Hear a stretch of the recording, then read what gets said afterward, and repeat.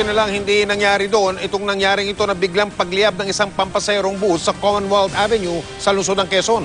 Nadamay ang 3 establishmento at isang truck. Nakatutok si Oscar Oida.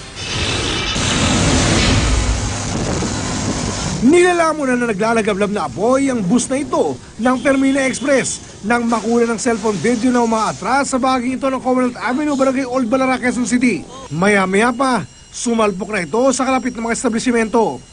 Ang apoy, mabilis na kumalat, isang lalaki na nuwi na sa itaas pa ng isang nasusunog na establishmento ang muntik-muntikan pang matrap pasado alas 10 ng gabi.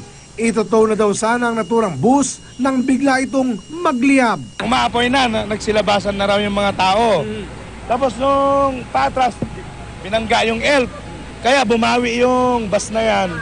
Pumunta sa may mga rentahan. Doon na nag-umpisa yung sunog ng mga rentahan na yan. Marahil uno dala ng pagkatalanta, ang driver at konduktor ng nasabing bus agad sumibat.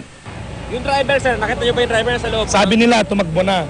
3 establishmento at isang elf na truck ang nadamay sa sunog. Babayaran niya lahat unang nawala sa amin.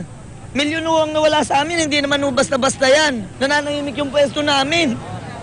Hindi kami papayag na hindi nila babayaran yan nawala sa amin. Dapat yan, makansela rin ang prangkisa niyan. Tumagal din na mahigit 50 minuto bago ganap na napula ang sunog na umabot sa ika-4 na alarma. Wala namang napaulat na nasaktan sa insidente. Ano kaya yung cause nung fire?